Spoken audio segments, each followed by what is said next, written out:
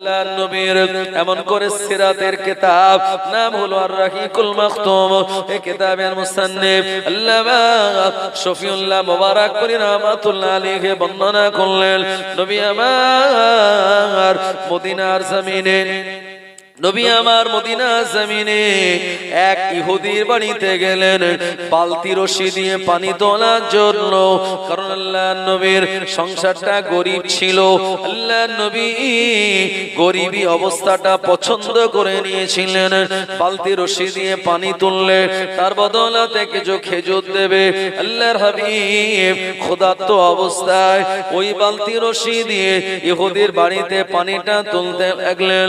এমন সময় দেখা যায় হঠাৎ করে রশিটা ছিঁড়ে গিয়ে বালতিটা গভীর কুয়ার ভিতরে পড়ে গেল।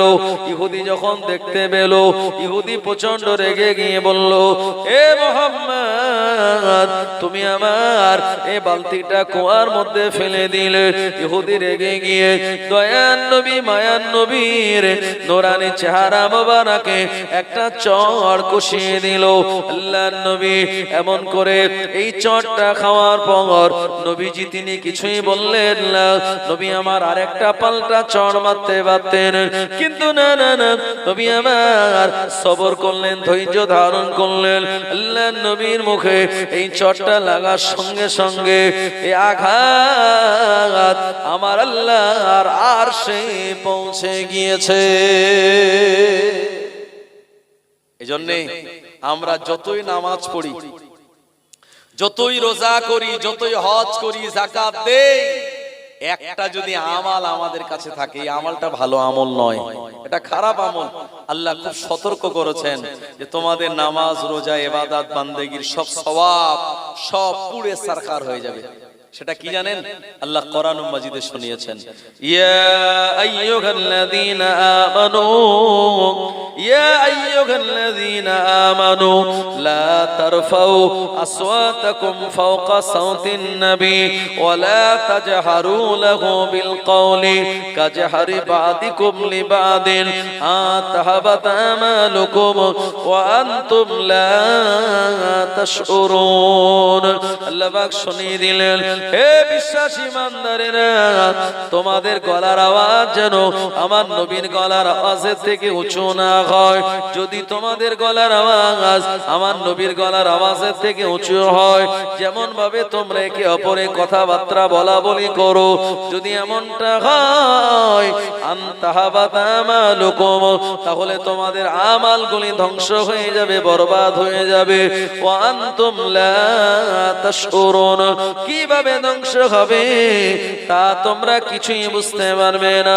এ কারণে আল্লাহর নবীর রওজায়ে আতাহারের সামনে মদিনার মসজিদে নববী শরীফে আল্লাহর হাবিবের রওজা মোবারকের উপরে এই আয়াতে কারিমা স্বর্ণ অক্ষরে লেখা রয়েছে, আল্লাহর হাজী বান্দা, হাজীন বান্দি এটা পড়ে যেন বুঝতে পারে, জোরে যেন কথা না বলে, এমন করে নিজেদের ভিতরে ঝগড়াঝাটি যেন না করে।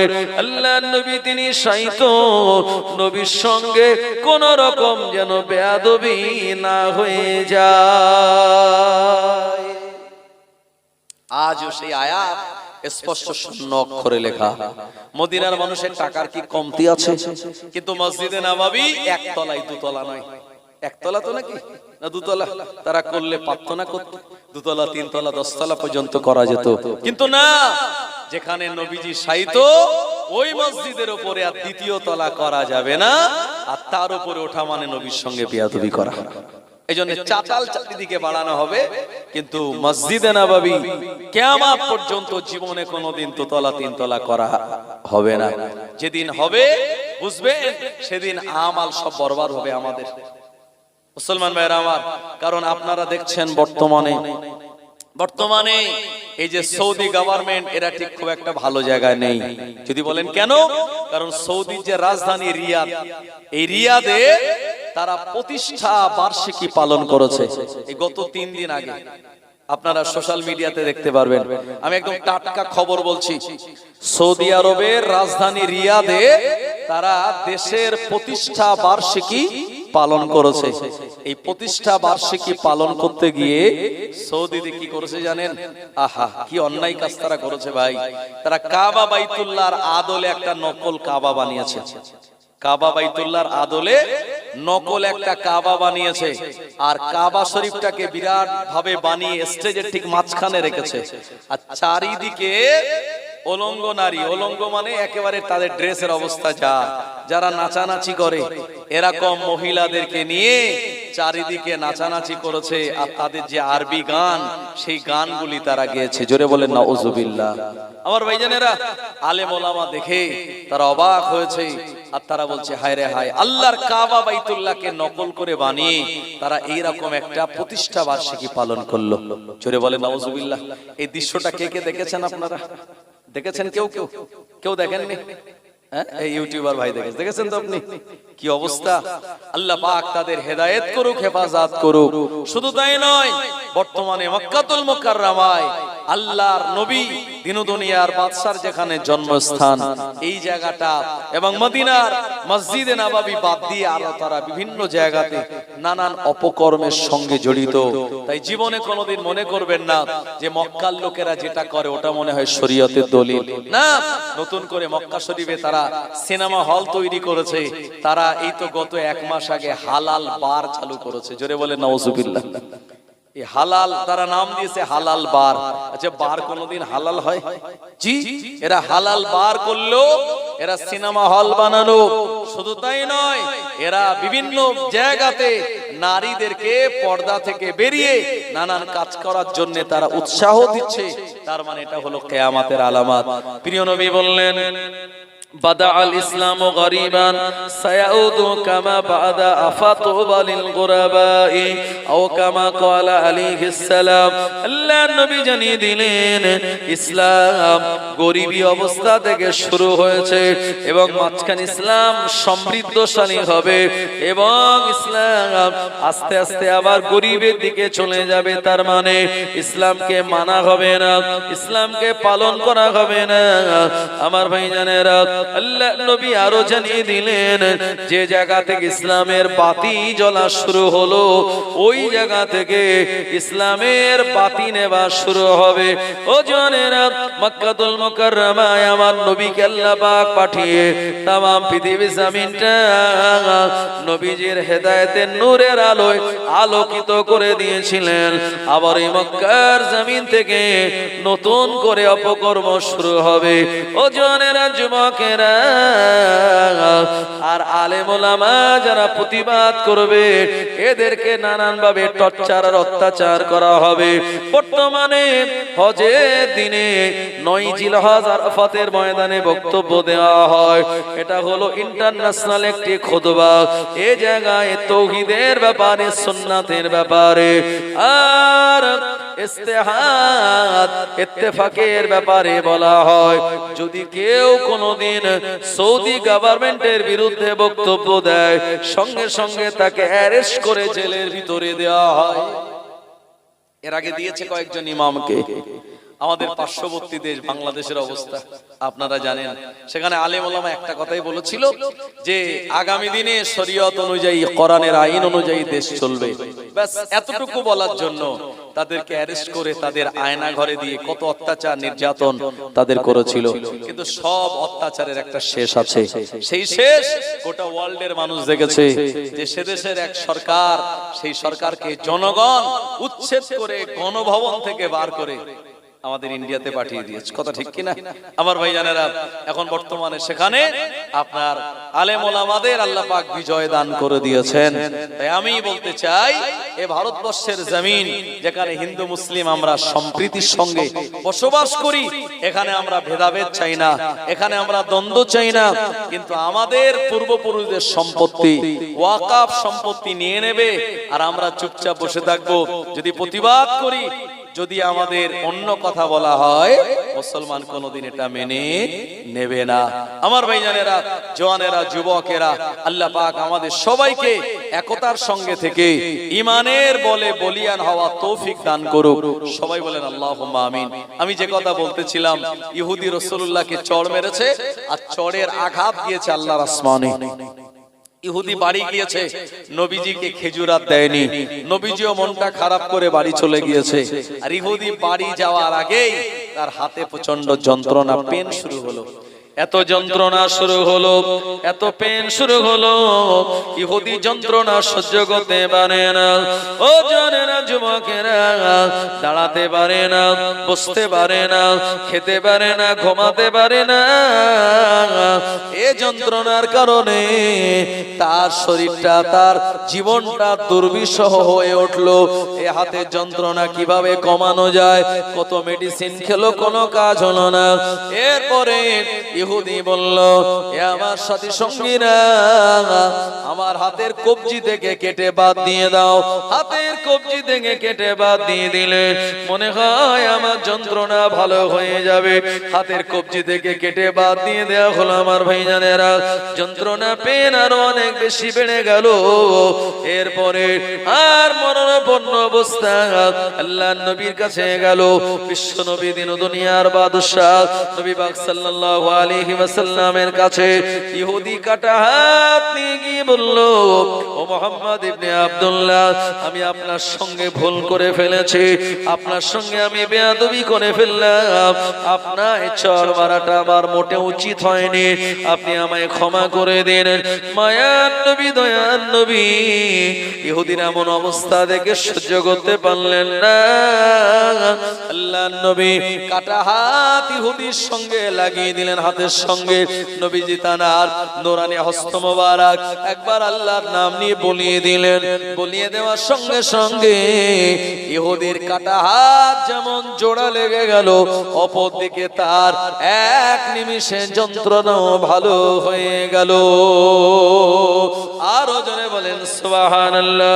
ইহুদির মনে মনে বিরাট আনন্দ হয়, আর মনে মনে চিন্তা করে, মুহাম্মদ ইবনে আব্দুল্লাহ যদি সাধারণ কোন মানুষ হতো, আমি ছড় মারার পরেও আমার এমন অবস্থা দেখে খুশি হতো।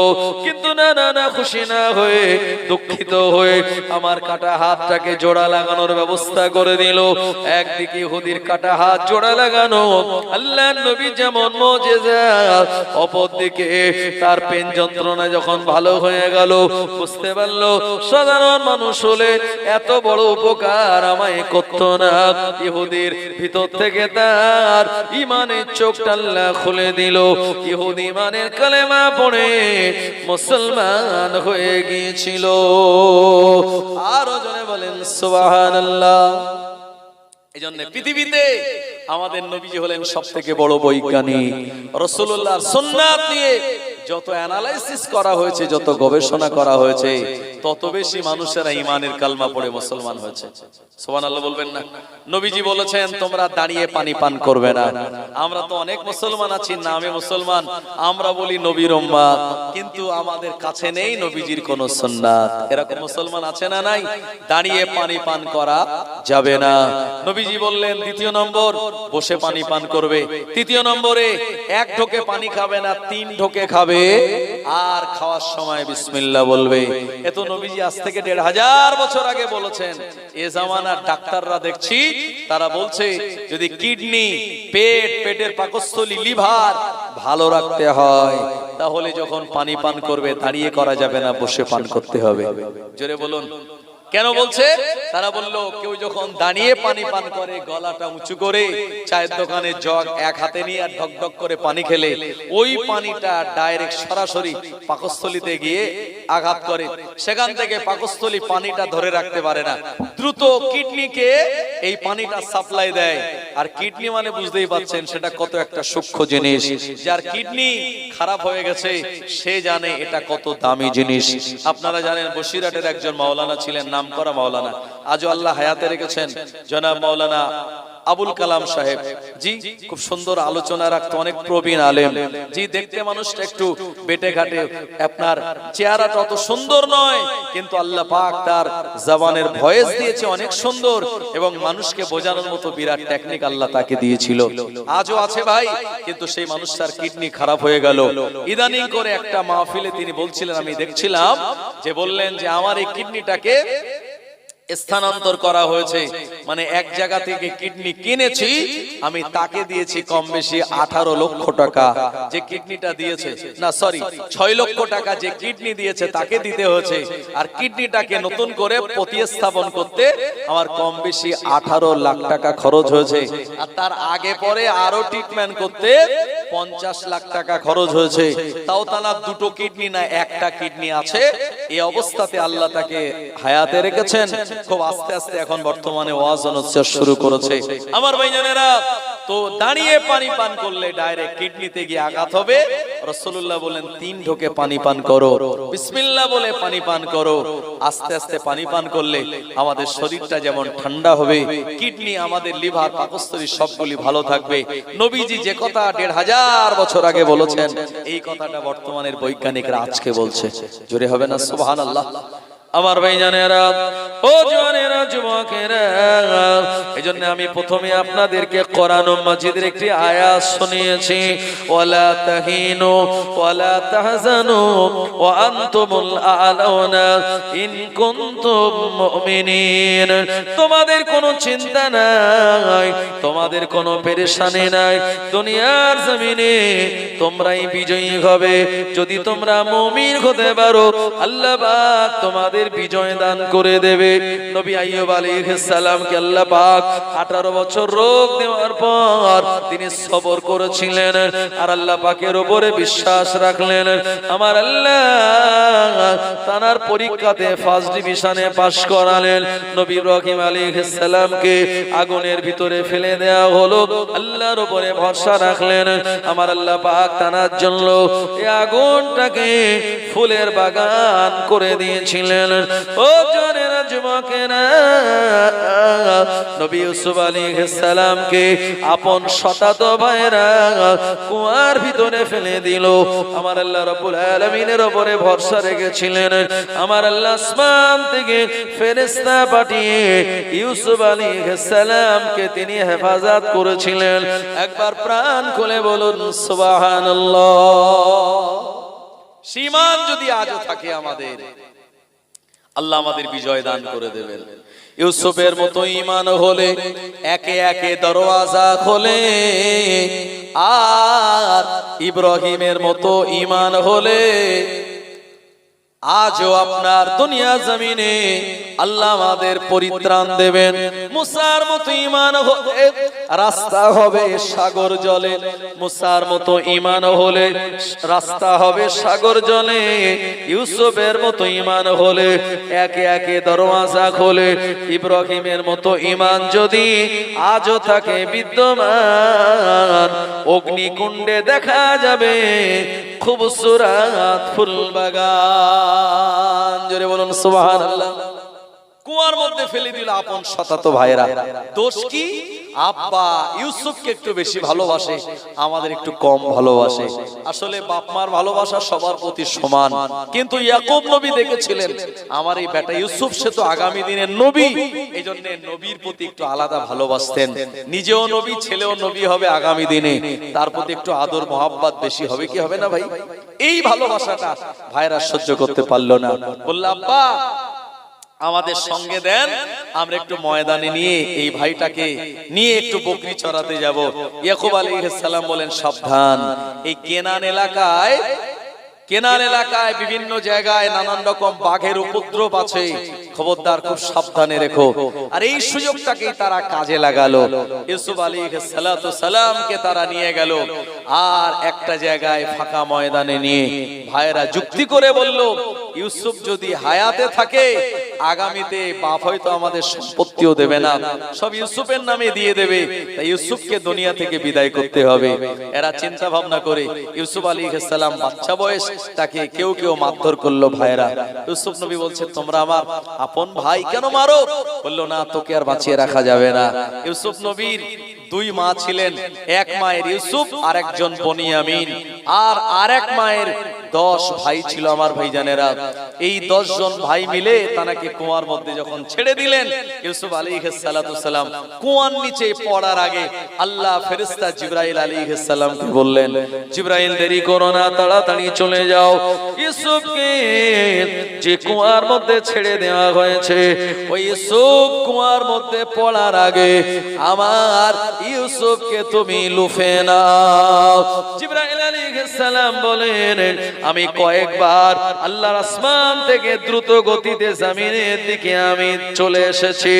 এক নম্বর হলো উহুদের ময়দানে আল্লাহর নবী দান্দান মোবারক যখন শহীদ করে দেওয়া হয়েছিল, রাসূলুল্লাহ রক্তটা উহুদের ময়দানে পড়ার আগে আমি জিবরাইল আল্লাহর হুকুমে দ্রুত গতিতে এসে আমার ডানার উপরে রাসূলুল্লাহ সাল্লাল্লাহু আলাইহি ওয়াসাল্লামের খুর মোবারক ধরে নিয়েছিলাম।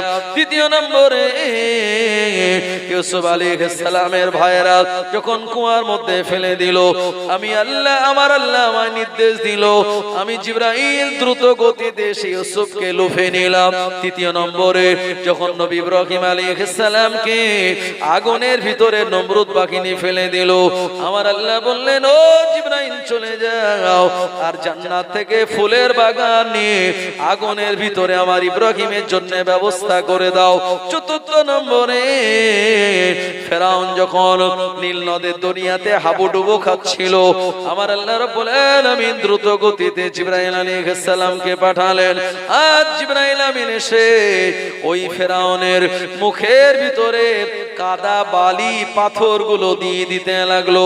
কারণ যে 950 বছর হায়াত পেল, সারা জীবনে একবারও রোগ হলো না, শরীর খারাপ তার হলো না, এখন মরণের সময় যদি কোনোভাবে তওবা করে নেয়, আমার আল্লাহ বড় দয়াময়, হয়তো ফেরাউনের তওবাকে কবুল করে নেবে। আমি জিবরাইল আমি পা দিয়ে ভালো করে কাদা মাটিগুলো ফেরাউনের মুখের ভিতরে দিয়ে দিতে লাগলাম, ও বেটা যেন তওবা করতে না পারে। আমার ভাইজানেরা, এর থেকে মুহাদ্দিসিনগণেরা বলেছেন যে আল্লাহ কত দয়াময়, এটা সবথেকে বড় প্রমাণ। জিবরাইল আলাইহিস সালাম ভয় খেয়েছে, 9.5 বছর আল্লাহর বিরুদ্ধে চলেছে, এখন নীল নদের দরিয়ায় এসে হাবুডুবু খাচ্ছে, যদি শেষ সময় তওবা করে আল্লাহ যদি কবুল করে নেয়, তাই জিবরাইল তাড়াতাড়ি এসে কাদা মাটি পাথর তার মুখের ভিতরে ভালো করে গুজে দিল, যাতে তওবা করার মতো তওবা শব্দটা বলতে না পারে। ইউসুফ আলাইহিস সালামের আপন ভাইরা ফেলে দিল, আর ওই জায়গাতে আস্তে করে পাথরের উপরে জিবরাইল আলাইহিস সালাম বসিয়ে দিলেন। আপনাদের ঘটনা জানেন, আমি আপনাদের ঘটনা বলছি না, আমি এটা বলতে যাচ্ছি যে আল্লাহ পাক কিভাবে তানাকে হেফাজত করেছিলেন এবং আল্লাহর উপরে যারা ভরসা করে আল্লাহ কিভাবে তাদের রাস্তা বার করে দেয়। এক পথিক ব্যবসায়িক দল আসছিল ওই রাস্তা দিয়ে, তারা রাস্তা হারিয়ে ফেললো, এটাও আল্লাহর হুকুম। রাস্তা হারিয়ে জঙ্গলের ভিতরে গিয়ে দেখলো যে একটা কুয়া আছে, তাদের পিপাসা লেগেছিল, কুয়ার ভিতরে পানি আছে ভেবে বালতি ফেলে দিল, বালতি রশিতে পানি আসে নাই, এসেছে একজন সুন্দর এক যুবক, তিনি হলেন ইউসুফ আলাইহিস সালাম। আর এদিকে ভাইরা গিয়ে বলল, আব্বা আমরা ছোট ভাইকে আলের উপরে বসিয়ে বকরিগুলি চড়াচ্ছিলাম, আর একটা বাঘ এসে আমাদের ভাই ইউসুফকে ধরে নিয়ে গেল। আব্বা দেখুন, এটাই সেই ইউসুফের জামা। ইউসুফ নবীকে কুয়ায় ফেলার আগে গায়ের জামা খুলে নিয়ে একটা বকরি জবাই করে বকরি রক্ত জামায় মাখিয়ে আব্বাকে বলল, দেখুন এটা ইউসুফের রক্ত। ইয়াকুব আলাইহিস সালাম রক্তটা শুকলেন, তানার শরীরে যে রক্ত ইউসুফ আলাইহিস সালামের শরীরে সে রক্ত প্রবাহিত হচ্ছে, তিনি শুকে বুঝতে পারলেন, আমার ছেলেরা, এটা আমার ছেলের রক্ত নয়, তোমরা আমায় ভুল বোঝাচ্ছ। 10 জন ছেলে বলল, আব্বা নানান কসম টসম করল, আব্বা না না সত্য বলছি। ইয়াকুব আলাইহিস সালামের সময় বলেছিলেন, এখন আমার সবর করা ছাড়া বিকল্প কোনো রাস্তা নাই। আমার ভাইজানেরা, তিনি সবর করলেন এবং 10টা ছেলের বিরুদ্ধেও তিনি গেলেন না। তবে ইউসুফ আলাইহিস সালামের মহাব্বতে, ভালোবাসায় এই বিচ্ছেদে তিনি কান্না শুরু করলেন। এত কান্না কাঁপতে লাগলেন নিজের একজন নবী সন্তানের জন্য। আমার ভাইজানেরা, তাফসীরের কিতাব 12 পারা সূরা ইউসুফের তাফসীর আপনি খুলে দেখবেন, ইয়াকুব আলাইহিস সালাম কেঁদে কেঁদে এত পানি ঝরেছিল তার চোখ দিয়ে, দুটো চোখ তার অন্ধ হয়ে গিয়েছিল। আহা, সন্তানের এই মায়ায়, মহাব্বত আর ভালোবাসায় সন্তানকে তুলে নিল। নেওয়ার পরে যখন এরা বণিক দল বাজারে নিয়ে যাবে। তখন ইউসুফ আলাইহিস সালামের যে বড় ভাই, তার নাম হচ্ছে ইয়াহুদা, সে গিয়ে বলল, কি ব্যাপার এই বাচ্চাটা কোথাকার বাচ্চা? বলল আমরা কুয়ার মধ্যে পেয়েছি, নিয়ে যাব। বলল এই বাচ্চাটা আমাদের গোলাম, তবে এই বাচ্চাটাকে নিয়ে যাওয়ার আগে কিছু টাকা আমায় দাও। আমার ভাইজানেরা, ইউসুফ আলাইহিস সালাম চিন্তা করছে, হায় রে, আমি তাদের শতাতো ভাই, কিন্তু বাপ তো এক। এখন আমাকে নিজের ভাই না বলে এখন আমার পরিচয় দিচ্ছে আমি নাকি তাদের গোলাম। তিনি চিন্তা করলেন, যে ভাই আমাকে গোলাম করে বণিক দলের কাছে পরিচয় দেয়, তার কাছে হেল্প চাওয়াটা অত্যন্ত বোকামি। তিনি একজন নবী, বুঝতে পেরেছে ভাইদের মনের অবস্থা, সাহায্য হেল্প না আছে, আল্লাহর উপরে ভরসা করেছেন। বণিক দল ইয়াহুদাকে কিছু টাকা দিয়ে বিদায় হয়ে গেছে, মিশরের মার্কেটে নিয়ে গেছে। আপনারা জানেন তখন মানুষ কেনা বেচা হতো, রাসূলের জামানায়ও মানুষ কেনা বেচা হতো।